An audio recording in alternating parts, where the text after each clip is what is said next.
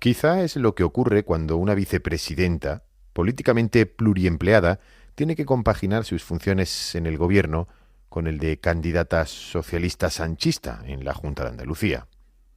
Ha sido allí, en Andalucía, en Jaén primero, en Málaga después y en Sevilla para terminar, donde, envuelta en el ambiente mitinero, ha tenido María Jesús Montero, la vicepresidenta primera del gobierno, quizá la semana política más aciaga de su trayectoria. Y todo comenzó en ella misma. El origen de la polémica está en las palabras y la reflexión de ella y su reacción a la sentencia absolutoria del Tribunal Superior de Justicia de Cataluña sobre el caso Alves, no por dar su opinión, sino por poner en cuestión un principio básico de un Estado de Derecho. ¡Qué vergüenza que todavía se cuestione y se diga que la presunción de inocencia está por delante del testimonio de mujeres jóvenes! Jóvenes o no tan jóvenes, o cualquier mujer, o cualquier hombre, o cualquier ciudadano en un Estado de Derecho democrático tiene el derecho a la presunción de inocencia. Y así lo establece el artículo 24.2 de la Constitución española y el artículo 11 de la Declaración Universal de Derechos Humanos, el artículo 6.2 del Convenio Europeo de Derechos Humanos y el artículo 14.2 del Pacto Internacional de Derechos Civiles y Políticos. Al tercer día rectificó parcialmente y pidió disculpas la vicepresidenta del Gobierno, pero sus palabras y reflexión ya forman parte de su historial político. Esto es Atando Cabos, el podcast de política de Onda Cero. El resumen de lo más relevante de la semana y lo que nadie te ha contado. Las negociaciones políticas, las conversaciones fuera de micrófono y las decisiones de Moncloa, de los partidos políticos y de los jueces y tribunales. Atando Cabos, Juan de Dios Colmenero. Y todo comenzaba, como decimos, con ella misma, en un mitin del Partido Socialista en Andalucía. En ese momento, una María Jesús Montero, sonriente, arropada por los suyos, no era consciente quizá de lo que acababa de decir. Pasaban las horas, era fin de semana, con un tono quizá menos de repercusión mediática, pero al día siguiente era ya portada de los principales diarios. Montero pone en duda la sentencia del Tribunal Superior de Justicia de Cataluña o la vicepresidenta del Gobierno pone en duda la presunción de inocencia.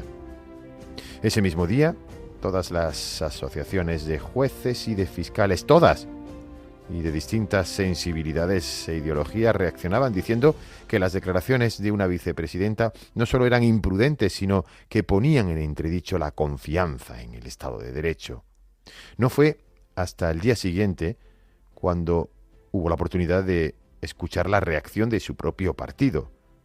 Ya ese día, el lunes, desde Ferraz, desde la sede socialista y desde Moncloa, reconocían fuera de micrófono que las palabras y la reflexión de María Jesús Montero no fueron del todo acertadas. En la sede de su partido se le preguntaba a la portavoz de la formación socialista en la habitual rueda de prensa tras la ejecutiva de los lunes, y ya no había en ese momento un cierre de filas total ni respaldo pleno a las palabras de Montero. Se echaban balones fuera. La verdad que les decía que esto es opinable, es una cuestión también de libertad de expresión y hago mías las palabras de nuestra secretaria de Igualdad que dice que es cierto. Es una sentencia difícilmente digerible y que veremos cómo va. Hasta entonces, nuestra máxima responsabilidad tiene que ser seguir creando ese marco de protección y cuidados.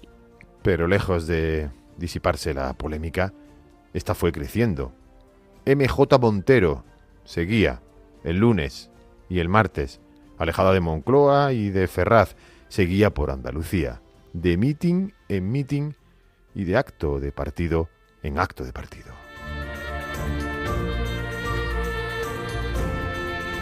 Y llegó el martes, y desde la mesa del Consejo de Ministros se le preguntaba también a la ministra portavoz a Pilar Alegría y al ministro del Interior, Fernando Grande Marlaska.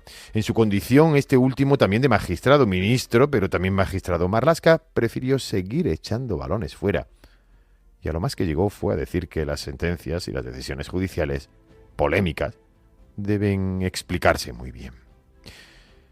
Pero ese martes, Desde el Consejo General del Poder Judicial, desde el máximo órgano de gobierno de los jueces, se emitía una nota oficial respaldada por la unanimidad de los vocales, es decir, por todos los vocales y magistrados, los propuestos por el Partido Popular, pero también los propuestos por el Partido Socialista. En la nota se explicitaba que los representantes políticos deben ser y deben compatibilizar su legítimo derecho a la crítica con la necesidad de preservar la confianza de la ciudadanía en las instituciones, y que el principio de presunción de inocencia es un derecho fundamental que no puede quedar en suspenso, ni siquiera ante casos especialmente sensibles como delitos sexuales.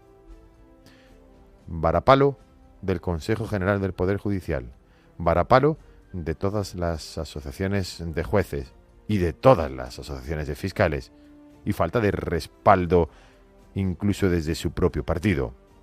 Una situación que obligaba a la vicepresidenta María Jesús Montero a salir y pedir disculpas a su manera.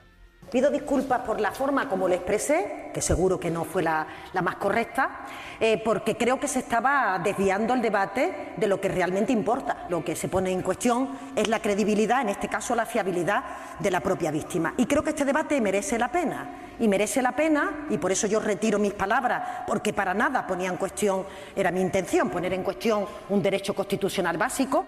Pidiendo disculpas, pero por la forma, decía, aunque al mismo tiempo manteniendo el discurso.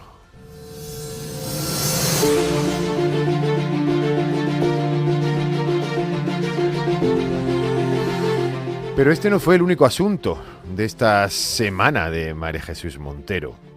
También, desde un mitin, inauguró el jardín de la universidad pública versus universidad privada.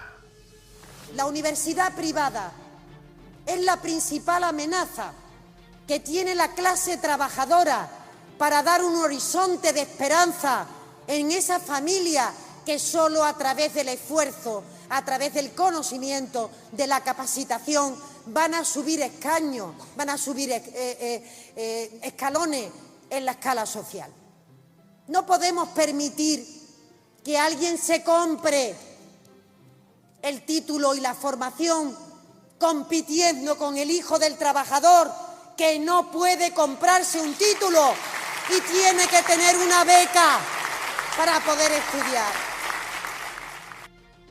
Pero al día siguiente, curiosamente, la portavoz del gobierno, desde la mesa del Consejo de Ministros, no decía exactamente lo mismo, cambiaba el significado y el debate. Que nadie intente llevarnos a esa confrontación de universidades públicas contra universidades privadas, porque entonces estará sencillamente mintiendo y engañando. Aquí de lo que se trata es de trabajar para garantizar la calidad en nuestro sistema universitario. Entonces, ¿en qué quedamos? ¿Se trataba o no se trataba de universidad pública y universidad privada? Porque eso no fue lo que dijo la vicepresidenta. Se trata de la universidad o las universidades privadas que están ahora mismo en pleno rendimiento, o de las universidades privadas en las que estudió el propio presidente del gobierno, Pedro Sánchez, o varios ministros de su gabinete.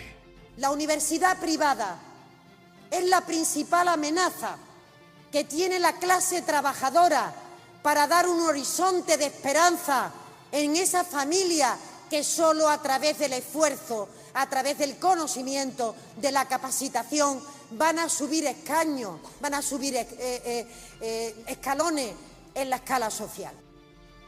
La universidad privada como principal amenaza. Nueva polémica protagonizada por la ministra María Jesús Montero.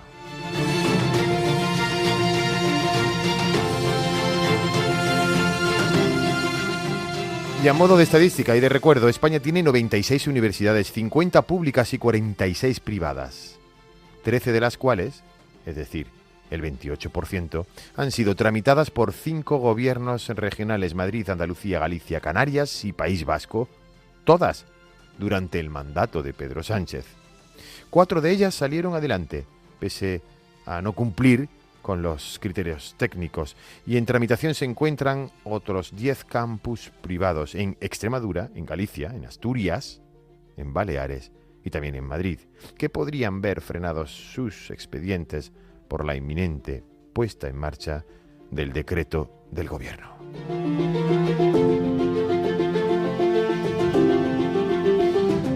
La presunción de inocencia, la demonización de la universidad privada, todo ello en la semana trágica de la vicepresidenta Montero.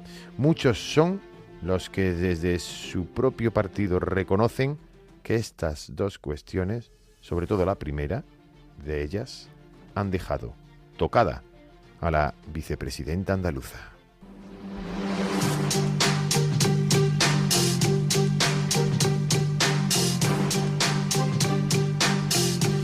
Y esta es la fotografía sonora de la semana política. Desde aquella intervención de un diputado del Partido Socialista desde la tribuna del Congreso de los Diputados que dijo aquello de los fachas con toga, a ministros del Gobierno diciendo que los jueces prevarican y los jueces dictan sentencias a sabiendas de que no son justas, a este último incidente, a la vicepresidenta primera del Gobierno diciendo este disparate sobre el Tribunal Superior de Justicia de Cataluña y sobre esa sentencia, ¿no? Por tanto, yo entiendo que esto es una instrucción y una forma de desacreditar el Poder Judicial por parte del Gobierno del señor Sánchez. Todos tenemos derecho a opinar y cada quien opinará como le parezca oportuno, un cargo público en concreto o unas asociaciones en concreto que para mí son todas respetables.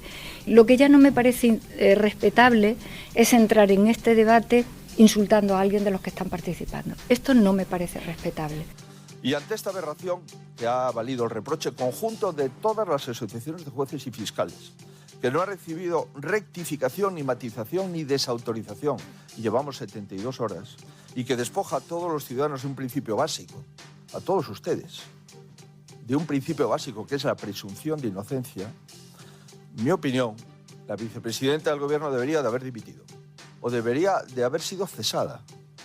Si no se hace, si no se practica el cese, queda claro que ha sido una instrucción del propio presidente para lanzar un nuevo ataque a la justicia. Respeto a todas las resoluciones, pero esas resoluciones y en una materia de una sensibilidad social máxima como es esta, que afecta a derechos humanos, deben de explicarse muy bien, sobre todo para que las víctimas y las potenciales víctimas no pierdan la confianza en las instituciones y que las instituciones están para protegerlas. Bastantes más chiringuitos en el Gobierno de Sánchez que chiringuitos en el ámbito de la educación superior. Si usted coge la estructura del Gobierno de España y coge usted las secretarías, subsecretarías, direcciones generales, organismos autónomos, entes públicos, etcétera, le puedo asegurar que hay decenas de chiringuitos en el Gobierno del señor Sánchez. En algunas justificaciones o relaciones de trabajo aparece Jessica nominada como la sobrina del ministro. ¿Lo ha visto usted? Yo lo he visto. Es un documento interno. Y aparece, ¿no? Sobrina del ministro. Es un documento interno de la gerencia. No sé qué pinta ahí y forma parte de los documentos que son objeto de la investigación. He gastado mucho dinero público y he tratado de gastarlo lo mejor posible. Y esto, si se confirma que este hecho es real, esto es lamentable. Para Traxa, como institución que lleva 47 años trabajando para sacar adelante cosas, es lamentable para la imagen de esta empresa. Evidentemente, yo comparto su punto de vista. Esto, si se confirma, es absolutamente asqueroso. Y hay que decirlo así. Este plan va a movilizar un total de 14.100 millones de euros. 14.100 millones de euros. De los cuales 7.400 millones de euros son de nueva financiación y otros 6.700 millones de euros se van a emplear de instrumentos ya existentes para impulsar distintas medidas. Cierto de que reaccionar en caliente, por muy tentador que pueda resultar, sería una frivolidad que ningún gobernante responsable puede permitirse. No solo está en juego agravar más aún la guerra comercial, también elementos de seguridad nacional para España muy delicados. Una escalada de insultos al presidente Trump no va a dar de comer a nadie. Los que reclaman, los que necesitan y los que merecen los sectores afectados no es que se les jalee, es que se les ayude. Esto es lo que venimos haciendo desde el año 2018 y como hemos hecho en pasadas crisis, trataremos de ver donde otros ven el obstáculo una oportunidad para la transformación y el progreso de nuestra economía. Iniciar un camino unilateral de espaldas a la Unión Europea es una equivocación que no deberíamos de cometer. Desde este punto de vista, solicito al señor Sánchez que la gira asiática que va a iniciar la próxima semana se haga en colaboración, en coordinación y con información hacia los socios europeos. Y añado, si se ha mandado al expresidente Zapatero de avanzadilla, tengo reservas sobre los verdaderos objetivos del viaje a China. El plan de contingencia para poner freno a la guerra comercial, el inminente viaje a China del presidente del gobierno y las novedades que siga arrojando los casos de corrupción que rodean al PSOE y al gobierno en los tribunales. De todo ello seguiremos hablando en el próximo capítulo de Atando Cabos. Esto es Atando Cabos, el podcast de información y análisis político que te resume y te cuenta lo que hay detrás de las decisiones más importantes, con Juan de Colmenero.